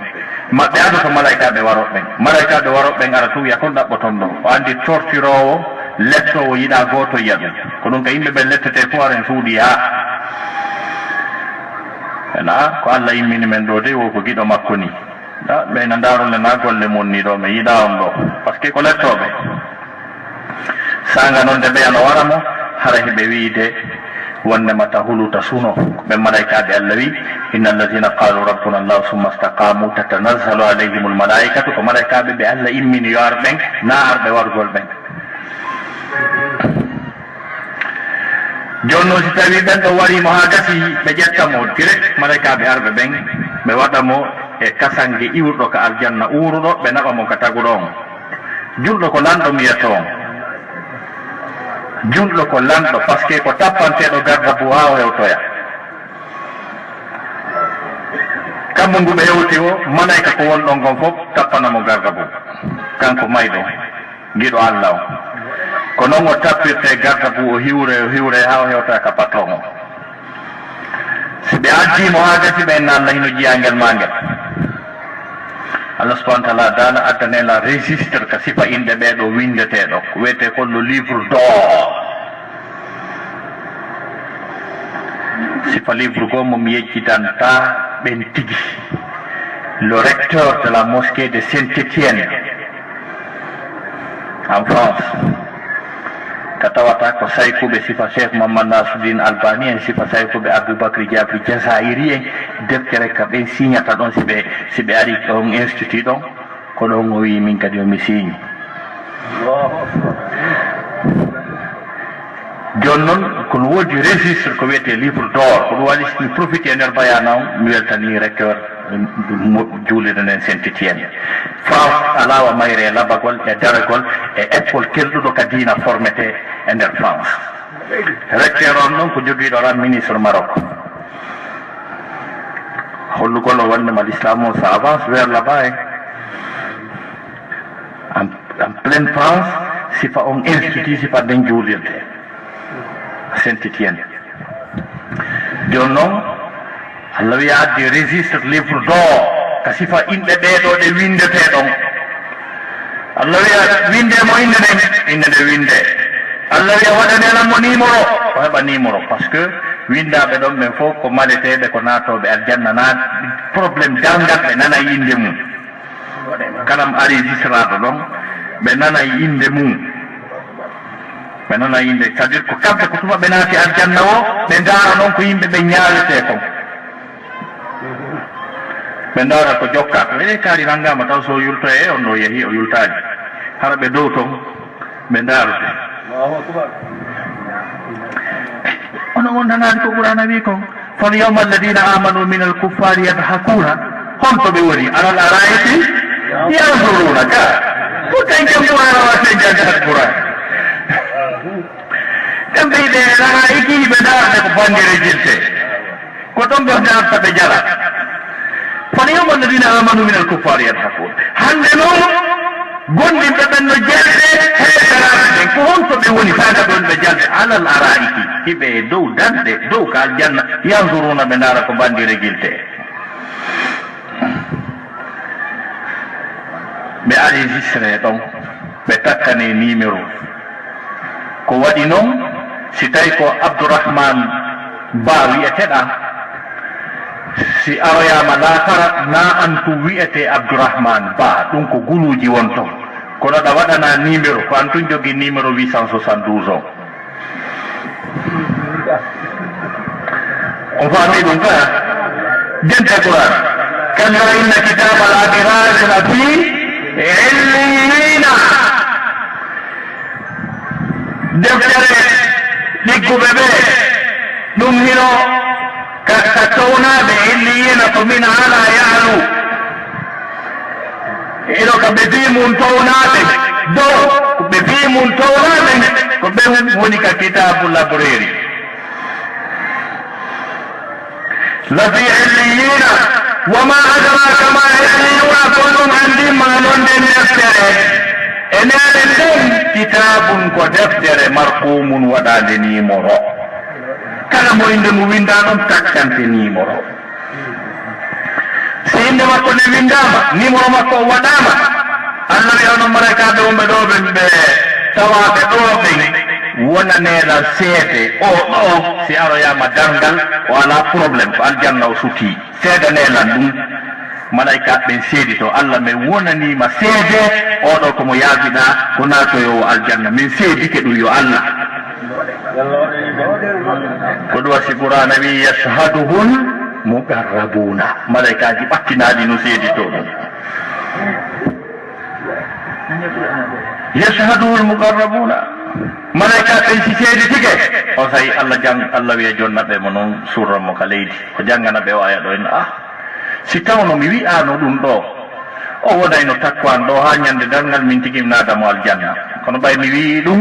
mi hunnay ko mi wi kon allah janggana ɓe min ha halakkunakum wa fiha nu'idukum wa min ha nukhrijukum taratan ukhra koye mayri mi tagi on koye mayri mi ruttata on koye mayri kadi min mintinta on o enna hunnay ɗum sina ɗum no wonayno ɗon ha dargal ngal daro sabu kaka makko no yaaji no woodi ka wone ɗo o moƴƴanaɗo on ni ceerno andi o ƴaway ka kam o tappane garda bois hewtoya ton amma noon siko bandi allah wiyay gaño an no mayde gaño an ayanama o ndara malaikaji ɗiɗi ɓurɗi kaanude ɓurɗi hurɓinade ɗin ɗaɓɓoya takange ɓurɗo luuɓude o inne so warama tagge mo ɗo nabbonmo kaw duwa yaade o aɗa hewtirali ga malaika ɓen yaha ɓe wallodira e arɓe ɓen ɓe piya ɓe piya mo haa tawa joni ko may nden o ɓuri faalede e di piggal ngal ko hunno may nden kon fof joni ko yo maayo faala par ce que qouran no tabbintinni malaika piya e bandi ne bandi no maaya fa kayfa ida tawaffatuhum almalaikatu yadribuna wujuhahum wa adbarahum honno ɓe gerdoyta humande malaikaɓe no wara ɓe no fiya ɓe on say so ɓe warimo ɓe ƴettamo ɓe na ɓe naɓɓe mo ka allah ɓe jinda o asama ɓe jinda ha ɓe ronka heɓde ka ɓe baafal ka ɓe naatira tawaɗa ka naatire ko ɗum allah dali inna alladina kafaru wa kadabu bi ayatina wastakbaru anha la tufattahu lahum abwabu samawati wala yadkhuluna aljannata hatta yalija aljamalu fi sammi alkhiyat kadi ko waɗugol ayeje ɗen sirlo tan ka place majje direct aɗa rafirgol ɗum ɗumannoya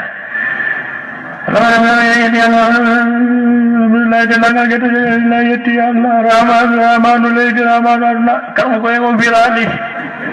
on ɗa yiɗiri ɗon oɗa ɓesutondir ɗon sike aya kala aya no mari ko o wuuli kon no mari sen mo explicata on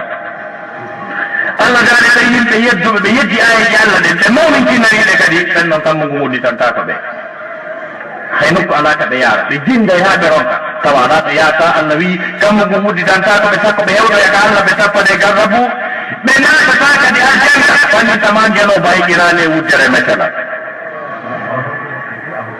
yoga ulama en duha yankoɓe ɓe wi ko ha arabu wiyata ko jamanu ko ɗe batoje jani monanaɗe kostoje ɓoggi ɗen ɗe andi ɗum na ɓokkun sama kala on ka sa nangi ɓoggi ɗum ko haɓɓira bato wiya daari meselala wiya tornu ɗon an kadi ay honduma ɗum heƴata e wuddere meselal nafere ɗin ɓoggi ɗon e mana ɓe natata aljanna on sayi ɓe yaa ɓe iramo kaw irete ɗon ha nde yoɓe natumo nder ton mo jooɗade focco taw mo jenti kala ko wolete ko mo nandi hito haroɓe to gandino way so wiyama minen to sohli on ko beere rouge ɓuuri wulɓinade mi anda ga ko wonno kono beere rouge ɓe sappo ma temedere sino arde paɗel mum konkan mo nandi hito wonɓe arde tawi ɓeɗo noon ko jomiraɓe doole wawɓe ndiɓɓude a nande goɗɗum taka ka woɗɗi woni iwde ko seeɗa seeɗa doynanirta taway ɗuma si ɓattike nana moƴƴata ɗo ɓattike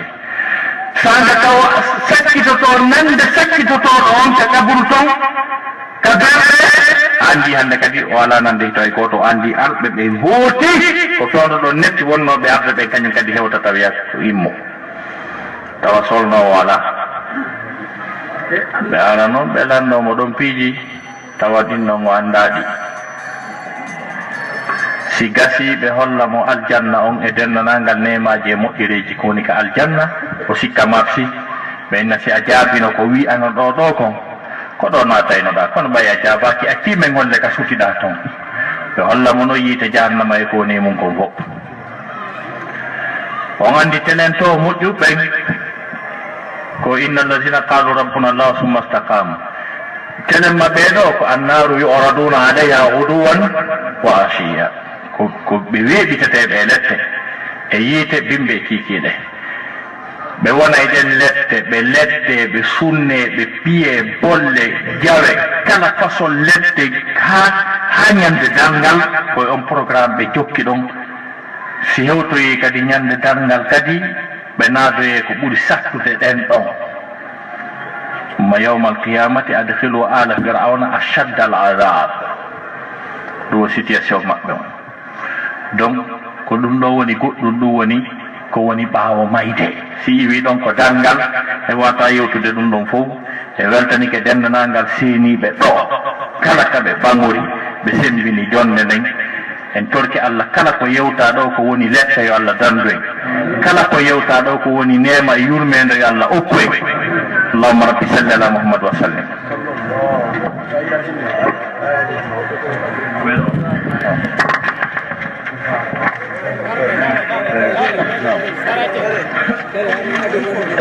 الحمد لله رب العالمين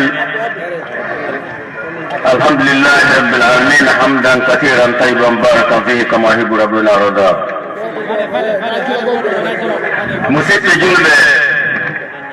ko enen fof woni ko geledi ɗiɗo maafuji hay goto wawatama yeetade e haaloɓe kurar ɓe andu minen fewno ɗo si ɓeeɗo karmakoɓe maaki hay mo mari goɗɗum ko woola ɗon ko maani ɗe ɓuri koɓe maakuno ko no sana yergol ɗum ɗo ko ɗum wiyete maw'idatum baliga ko mbaaji ɗemum mo ngonni kafa fil mawti wahida mayde yoni mbaaji haray ɗum ɗo ko ɓeydani ɗon ko ɓaawo en naniɗe feede ɗo mayde en yananama kode gooka en nani ko harta ɓaawo mayde hay Allah hatɓe heblanade mayde nde ko adi nde hewtude heblanade ko tawa en ɓaawo mayde kono moƴƴiri Allah koye ɗum mi ala ko mbaɗa ɗo taalijo seno mi jonna ɗo ɗen ceerno ɓe maaka ɗo seeɗa oɗuma noon si tawi ɓe maaki koɓe maakata ko oɗuma noon fewtanen fi landaji landaɗi inchallahu taala inchallah. Assalamu aleykum wa rahmatullahi wa barakatuh. Alhamdulillah rabbil alamin. Hala ɓe mbaɗo taw seene taw waɗe fi sabilillahi on taw ɗe julɗe addaɓe e nde jonde jonnade e ɓe hoɓɓe heɓaɓe o naatɓe ɗo karaw goɗo tum haɗa e waɗe fi sabilillahi on taw fuɗɗo noon taw ɗiɗa ɓum ɗum yo fuɗɗe taw yo fuɗɗe immine hono wonɓe gaɓe yimɓe ko jaɓa ballanga immine taw e hoɓare ɓewo ko worɓe dara e taw waɗɗo wa ma anfaqtum min shay'in fa huwa yukhlifuhu on faami ɗum noon tinne seeɗa si ɗum yawti mi ko wotaren ko naako no huɗi ene hara hiɗen Allah artiɗen ɗerɗe ɗenɗe yettirɗe ko hokki en ko ka ko dokta ɗo ngal ɗo suɓi o hokki en o wi ƴette ko dokkal ngal ɗo suɓi o wi ƴette ko ɓiɗɗo monni ko neɗɗo monni ko enɗam monni ko leñol monni ko ɓiɓɓe leydi mon jinni ɗum no hani jarnede Allah dey no hani wiyede ñande o alhamdulillah rabbil alamin haɗa e kaseji jiɗi o maaki ɗi fof gila ɓe seeni ɗo hande e troisiéme conférence maɓɓe haɗa yimɓe ɓe ne jogii da soodaɗi mana yaaji nden hunde yewtere nden nde yaaji yimɓe wa naftorde on nani ka fi sabilillah on tinno ɗon waɗon boyi woni worɓe o rewɓe o saabu koni kal mumini e wol muminati tinne adde ballangal waɗɗa ko hoorema waɗanɗa ɗum noon onon sukaaɓe wonɓe wakamu ɗo woni sabu nde ɗo jonde yo subhanahu wa taala yoɓimen fof ko moƴƴi Alhaji Mamadou Aliou Diallo leemiro wona ɓen gara yooɓu waɗɗon juulirde waɗi juulirde hen sonde waɗi école kadi haɗa subhanahu wa taala tammuni sabu mana seeɗa ko somo tawi wuuro yo Allah ɓeydo e balɗe cellale fo meɗen danda e mboɗa e meɗen alama ala gaño ɗum noon haɗay ɗum noon tan woni ko ɓeyto hen sinatu ɓe maatiɗo naane telenka hari Allah ala taway goɗo e sahaba e maatima kana Allahu wala makana wa khalaqa al-makana wa huwa ala makani qabla khalqi al-makani wa lam yataghayyar amma kana non fira ko mi hata e pulal ngal o woni no aɗa hunde wonde ɓe maatiɗo ɗum fof naane ɗum noon mi tori on fi Allah sabilillahi jokken enɗan nene goto baaba goto ka dina silamu ga ɗon faami kan ɗon on ka o haali ñanden to fi birrul walidayni on faami ɗum noon fi sabilillah tinne sendireke noon balle ɗen kadi mo oto addori ɗo o walla mo galleji muɗɗen e ɗum ɗo kadi sette kadi seeɗa waɗi fi sabilillah tinne wakil on mana jange dey jangon defte moƴƴire ɗen nelaɗo makanno en al-ilmu dinum unzuri e man ta'khudhu dinakum gandal kala jangla ko helison ko diina ndarɗo jiɗon mo jangata saabu ɓe oɗo ƴetti ɗon no moƴƴi dey ɗum noon mi daro ɗo taw haɗa mi tori en subhanahu wa taala Allah jaɓi en ko maka ko wawa e gollinirde juutna balɗe meɗen moƴƴina battane meɗen sukaɓe wonɓe wakamo ɗo ɓe kadi min janniɓe buy na o ma o ala sen assalamu aleykum wa rahmatullahi wa barakatuh wa tawfiq illa billah wala tawkal anda micron fo jiɗɗo moɗo haɗa e asilaji arɗo ni ɗi ɓe jabanaade ɗi muñe ɓe ma ko no ñanden faasi to fi tankoron acce tankoroji kabiɗi gañi mon acce tankoroji maake acce tankoro kabiɗi gañi mon tankoroji ɗi ko siganeji ɗi ko ɗum woni ko moƴƴina dogon ko ɗum woni moƴƴina kala ko boneji ɗi ngesa tankoroji e yamba fof ko ngesa woota ngesa kokkayim ma e ngesa yamba ngam fof ko hunde wootare acce ɗum fof mo acce terteɗe accide yeygo seeɗi ko misiyaji moɗo wonde kabiɗi mo acce taw ɗum yeeto oto yamba tanko yeeye kabiti maɗa kabitiyano assalamu aleykum أيوة ندخل في المسائل إن شاء الله شيخ سيدي بيه نعم إن شاء الله إن شاء الله إن شاء الله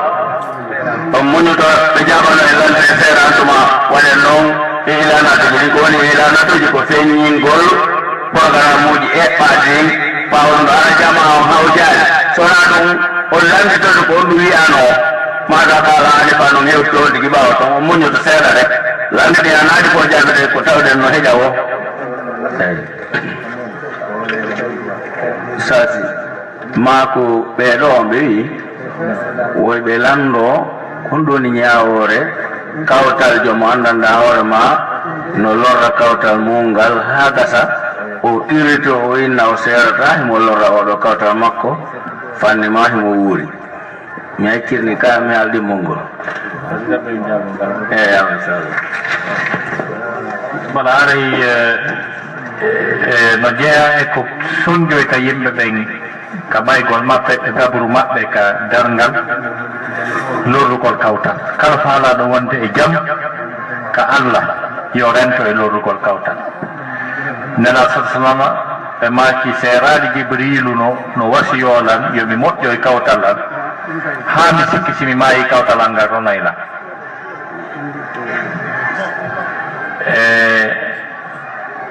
hadis o wi man kana yuminu billahi wal yawmil akhir fala yu'di jarahu kala on gonɗinɗo Allah gonɗini ñalande sakkitinde watta o lorru kawtal makko mais ngal kawtal joni ko hurɓini kon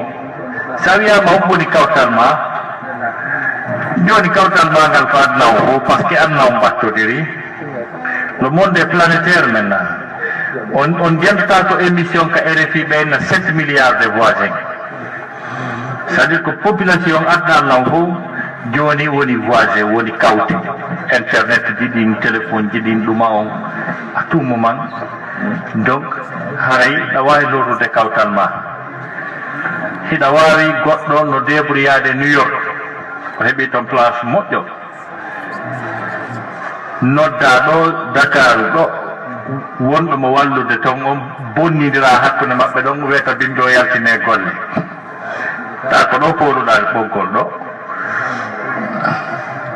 ko wayi kawtal ngal joni hurɓinike ha ko wiyete kawtal kon par ce que en pattodiri ha feƴƴiti nena sa sallam ñande goo sonnajo feƴƴinno e samanu maɓɓe yimɓe gari manti fi makko ha ɓeyni nenaɗo waalay o debbo waalay juulude o ñallay wuurude ɓe wi kono o lorray kawtal makko nenaɗo maaki fewnɗo ninimo ka nder yiite ɓe wiyaade o naatoya yiite goy ɓeyni hiya fi nar de annaha tu'di jaraha donc ɗum noon ko jawabu ɗum ɗon on noon woɓɓe goo kadi landi wo acca ɓeygu maɗa na sowiɗo pas yaha waɗa duuɓi artoya tawa ko o sowiɗo si on tigui rendi e makko e bandi ko honno sharia o wi ɗum hara ɗayna reedu makko na kanko waɗi ko won toon kon si o arti o tawi no woniri noon haray sellata ka o yarna e hoore ka yarna ɗon taw hawa e haray ko wonno a sifa noon haray on ɗon o naati e probléme tigui tigui on ɓe da toon no ɓe géri la situation ji ɗin helal noon dewgal ngal hay ɓeɗo kadi landi wo kon ɗoni ñawore suddiɗo mo arandawara ma mo yalta ka suudu modi makko haysana modi makko jaaɓi e kende wonde sa modi makko a yamri mo o saloto ha o nanganto o mari sonnajo newnanaka yaltugol ka suudu moodi muɗum si wona o wayni moodi makko o newnanakadi par ce que hiɓe wayno wonde ɓe salo newnanede ɓe yaha ko ma o wayno so waynike kadi o newnane kadi si o yaha saabu ɗum ɗon no jeeya e haqqeji mawɗi haqqeji ɗi ulama en fof fotti saabu sellugol hadisaji nenaɗo wonde makko haqqe moodi makko notagol mbaɗɗi aynugol suudu ndun haron tigui yaltade si wona wayni ɗum ko haqqe moodi makko si o yalti ka suudu o waynaki haray kala taɓanɗe makko e ko jindi kon fof ɗum no wattanade mo toonji bakkati ko tawoyaka Allah subahanahu wa taala donc ɗum maɓɓen ko wiyen ɗon ɓeɗo kadi jasakumullah khairan ɓeɗo kadi ɓenni wo ko honɗuni e ñawore ñamowo riba ta ko riba o gollirta tawle o falja aɗa mandi ko riba e ñamgol riba ko bakkatu hurɓiniɗo par ce que bakkatuji ɗin ko ɗi noneji no wodi bakkatu ɗi neɗɗo watta tawan conséquence bakkatu on ko kanko tun no wodi bakkatu ɗi neɗɗo watta wona sabu addan fof huɓɓa nde wotere ɗum no jeeya e ñamugol riba ñamugol riba ko ñamugol ko harmi jonnon bakkatu mo tawata hara andi sa waɗi ɗa bakkatuji goo a gayniɗon lanni windama a waɗi a regiloyte laha kono no wodi bakkatuji goo tawa ɗi natay ka ƴiiƴam ma ɓornoɗaɗi weƴƴitaɗi waloɗa bakkoɗa e majji yaha ittiraɗi sadaka acciraɗi haray woni wa uhitat bihi khati'atuhu bakkatu makko ngo muti e makko tos ɗaɓɓirgol no harmiri ko conséquence mum wonno e si tawi noon a soodi dolokke goto mbu sappo tawi mbuuɗu goto e majji hino harmi hino haɗane jaɓirede dewal si ɗaɓornimo imagine to a noon si tawi fof koko harmi haɗay kono garata ɗum ko ɗum ɓiɓɓe ɓen fembira ko ɗum ɓe piiji ɗin fof ko ɗum ɓe yoɓiniranaka ɓe hunjoto qur'ana ɗon an a muti e nder bakkatuma e tawde waɗoɓe ñamoɓe riba ɓen ko ɓen sali adna on ɓutta ɓay fewɗo ni allah e adna on no nangodiri par ce que adna on ala e jaam o wino en neeɓi sen tertaki en piiray يا أيها الذين آمنوا اتقوا الله وذروا ما بقي من الربا فإن لم تفعلوا فاعلنوا بحرب من الله ورسوله e kono yo gonɗinɓe huule allah tertoɗon riba sabu si on accani haray ande onon e allah no nangodiri taƴƴini tun fewndo ɗo adna on e allah no nangodiri sabu feccere économie adna allah ko basiɗo e ore riba den toro cheikh mamadou woure e fuga hawuɓe men ɓen ɗo yoɓe waɗa yimɓe ɓen mawdou fii ko wiyete riba kon ɓe yiyatoɓe ɗum ɗo ko riba mo waɗli ni ko riba wallahu ala wa ala jazakumullahu khairan zadnallahu wa iyyaka ilma wa fahma ɓeni kadi o wonɗon ñawore gorko on ɗo e suddiɗo mum nga saare ha si suddiɗo woni sowiɗo tun o nattamo fuuta fatti o jibinal ɗon woni ha o ento yo artata ɗon kadi on noon accaki on ɗon ko musidɗo men yette jallojo noon on kanko ko intérêt makko on tun labiraka noon yoɓe wondu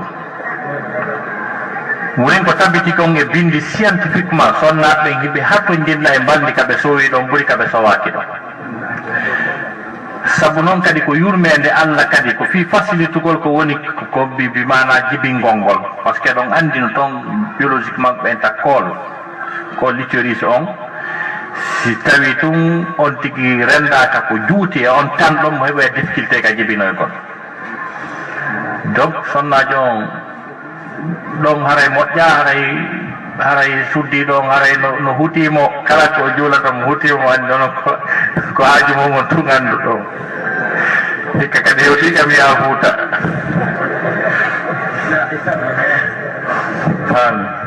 donc ngal hutodiral moƴƴa hakkude jombinirɓe ko foti ko laaɓodiral e giggol e yurmodirgol ɗon andi mi waɗino bayana spécial fi ɗum haray noon mo moƴƴira wallahu ala wala joni oɗo ko landi ko no woppodire mawdu o seeɗa par ce que ko inni o ko honɗum woni sababu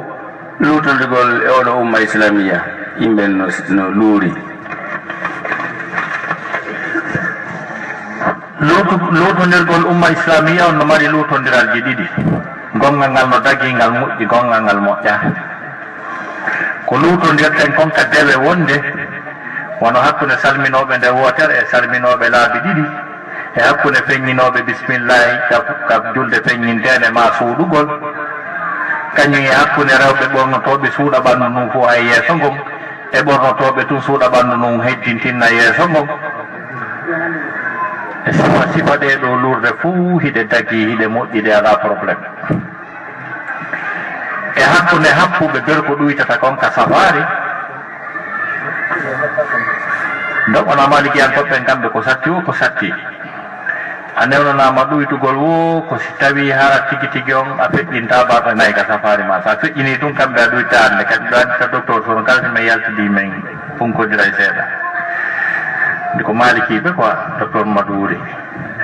donc ono ammadi amma sabuji hedditiɗi fayda ɗum ɗi ha pasta e juuta ha ɓay tabiti hadisaje ka sahaba ɓe wiyata men eneraɗo min yaadi nokkel kaari min woni wona balɗe 17 tawino e amen hurɓe no amen ɓe hoora e sifa ɗum no amen ɗuytoɓe no amen ɓe ɗuyta sifa ɗum ɗo fof ko lurde ɗe andanɗo hoore mum ko lurde moƴƴe ko lurde yurmedeji no wallito ha hiɗa wadda e goɗɗum e ɓeygu ma ara e oɗo masabɓe en naw seedi yaha e masabu ko ɓe innata wattu ɗum hande kan nani kono seedaji andi batti masabu ɗuuɗi ga ɗaɗum hay moƴƴa ɗum ko figul islami o noon amma noon lurrugol ka finde ka aqida ko ɗo woni probléme o ko lurrugol ka bindere tigi tigi ka finde ka aqida créé-gol biidi aji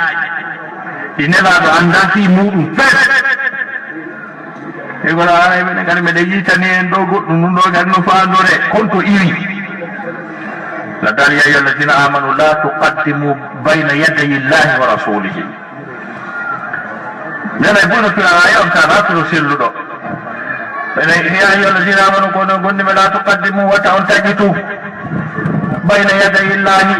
yeeso allah wa rasuli e nenaɗo makko nawata on taƴitu ko taw addu goɗɗum la tuqaddimu taw ko laatata kaddamu woni taƴƴitugol ko si tawi wi'ama ko ɗum ɗo waɗete fewno ɗo si futo on salminama ko ɗum ɗo jangete ko ɗum ɗo hani wadde ko ɗi askariji ɗo watte sa heeɓi ɗon goɗɗum an kadi ko adda haray gaddamto sey an bayna yada illahi wa rasuli ko goo ɗum ɗo watte kono minen kadi meɗen wakkati meɗen yitani en ɗum ɗo on to ittuɗon ɗum on to yittuɗon ɗum sifa ɗin bide aji fof bide aji wiyoɓe lurde wiyoje salligoto koto koyngal ngal lootatake koyngal maske tum e sifa ɗin piiji kañinge e bide aji wi ko wondema aray no mari programme no naadureyade mbirɓe faala o aljanna ka tawata hara noon nelaɗon sallah sallam o woni no ñande goo fi probléme ji dargal ha ɓeygol makko ɗi wi ene nelaɗo si aroyama toon sa yi men anditay men nelaɗo maki nokkeli tati no toon si mi yi on mi anditata o si yama lumbugol sirata ɗon mi andu mi lumbi hay si mi yi on mi anditata o si wiyama golleji kay ɗereɗi ɗin no tippade ɗon mi ansika ka ñaamo maka nanu mi jaɓirta mi anditata o onon ɓeygol en ni si golle nde waɗama ka balance fuɗɗike wadde ni ɗon mi andu ko on ɗum tuuɗi mi anditata o yaaki nelaɗo anditali ɓeygoli mum ɗin kon bo wima yahaldi be goɗɗo fi aljanna si paɗin fof probléme ñi ñani fof hurɓiniɗi ko ɗellurde ɗo woni moƴƴa wallahu ala wala goɗɗo nandi o gonɗo ñawore wiiɗo kañum watti ɓeygu mo nene mum walla israel mum kono noon ha o acciɗalde mo ƴondi ɗon ta noon o wima ɗum noon eɗon andi l'islam kañum no tindini needi ndin hindi arda hay e hakkude jombindirɓe no woodi konnguɗi goɗɗo to aka wiide ɓeygu mum ko ɗo si ulama o en ɓe sendi haqqeji jombindirɓe ɓen ɓe waɗi noneji tati haqqu zawja ala zawja haqqu zawja ala zawja wal huquq al mustarika bayna zawjayn haqqeji ɗi ɓe fotataro ton par exemple haqqu taqdir wal ihtiram haqqul wirasa bimana haqqe teddondirgol gorkon e debbo on no fota ter kala e maɓɓe doit respectude oya ɓe fota ter par ce que ɓe fof ko ɓe adama yankoɓe natuɓe e nder cadre walla kadi karranna bani adama ko woni ko ɓeygu ma kono na o esclave ma o mérite tout le respect donc wiugol noon watti ɓeygu mum yumma mum konngol hurɓiningol noon nanaari ko allah wi kon innahum la yaquluna munkaran min alqawli wa zura ye yimɓe nani ɗum moƴƴa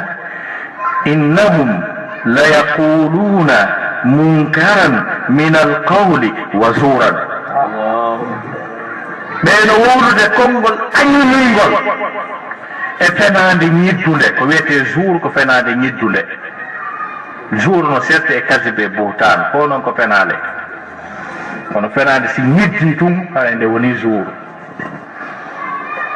ko munkaram min alqawli konngol añiningol kono lugginirɗa o tawatangol añini ande ɓe ma wondi duuɓi sappo on waddi e ko wadduɗon kon fof e ko wowɗo waddude kon fof a yettitike bindirum gotol a wi on ɗon tigi wonti yumma ma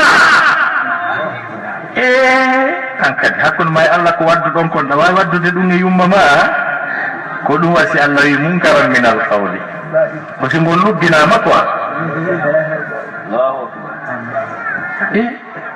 joni hande kadi on ɗon hakkude ma e Allah ko wadduɗon kon fof wontiɗa joni hey ka naɓoyɗa ɗum donc sifa ɗum on andi goɗɗo no wona haala ka helita e hoore makko o sikka o yenno e ara kanko yenniti sifa e misal ñande goo mawɓe no tooli ɓe focci pay ko ngari ni yawti ɓe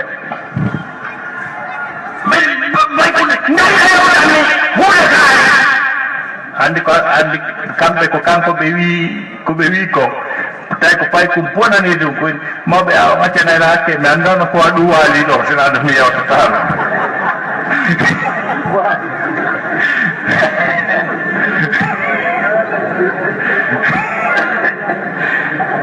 joni noon o monike o sikki o yenni ɓeygu makko tawi jako hoore makko o yenniti par ce que so wi o watti ɓeygu makko yumma makko modi o teddinari yumma makko sabu ko wowi wadde ɓeygu makko kon yumma makko handida e ɗum fewtintake ɗum innahum la yaquluna munkaran min alqawli wa sura joni noon mo wi ɗum ka saria haray dewgal helali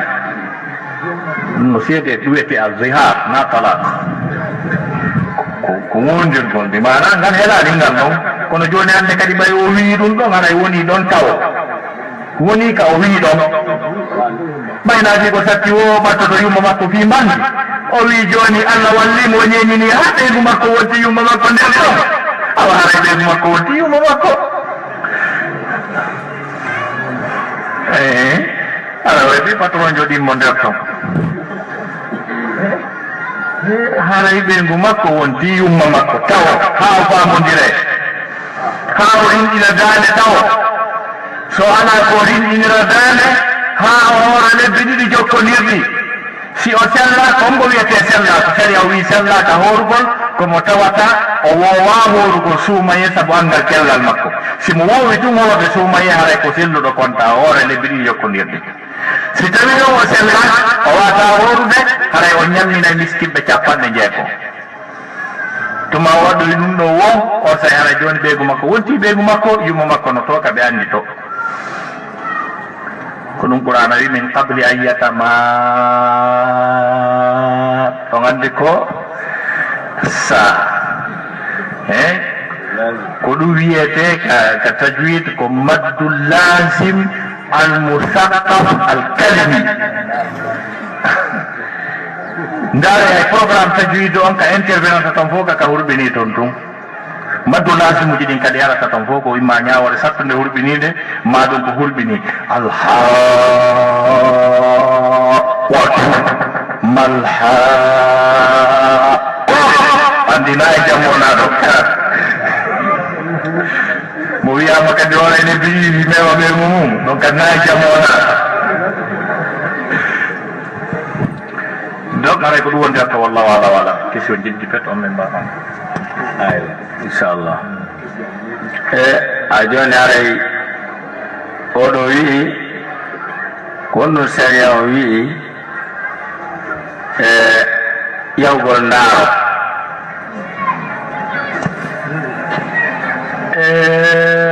ɗum ko nodditagol seeɗa e andugol ko Allah hertinani hoore mum andal kon qul la ya'lamu man fi samawati wal ardi al ghaiba illa Allah no daali hay e goto anda ko woni ka wonɗo ka kammule e wonɗo ka leyɗele anda ko wirni kon ko honɗum wasi Allah wi wonɗo ka kammule wonɗo ka leyɗele par ce que wonɗo wiide ɗo no andi ko wirni on haren woodi ɓe huwodirta wonɓe ka kammalla yiɓen dow ton anda no waɗi ɓe huwodirta wonɓe kadi o yiɓen kadi anda ɓayle kanko ko imma kala mo huwodirta ɗo ko suwa harka ka kammo woni ma ka leydi o wi wonɓe hakkude ɗo ɓe ganda ko wirnitina kanko donc haray ɗin ko piiji ɗi tawata julɓen no hani woɗɗitade e muɗum ɓe fawoye Allah subhanahu wa ta'ala ɓe ɗaɓa asbabuji keɓal ɗin eni toragol Allah subhanahu wa ta'ala yimɓe dawgol wakkilo golla toro Allah subhanahu wa ta'ala heɓoto harana on tigi wi'a ko ma o poɗane alhaaliji ha piiji feewa ɗi wata fewirde noon sina ɗum aɗa usal fayra en ɓe ko milliardaire ɓe harano en ɗo fof ɓe okkorano en mbuuɗi harano ɗum no andotono so ɓe yangudi e gandi ɗuɓe e kirtuka toure kono hunde nde tawata noon hay nela sa sallam wi sino anduno mo ɓayno qul law kuntu alamu lhayba lastakhartu min alkhayri ka harano mbiɗo anduno ka jaman e kanŋe e jaamu e teddugal e laamu e cellal nelaɗo maki mi nokkayno ha yona teka wanda sabu o tampuno ha nelaɗo wonno lebbi tati sagginaka ka maɓɓe sabu angal dépense ya akhi ndaaru telen ɗon ɗumannoɗa ɓayna fiya he yiya e ɓattinaɗo ko Allah yiɗa ha ɓuuri mo si ari ya sattiranimo noon hanka si satti fawa Allah dawa toroɗa Allah subhanahu wa ta'ala tertoɗa kittukal toure wallahu ala wa alam awa joni o yafoto mi waɗa duubul par ce que ɓay ko landa o goto heddi e oɗo wi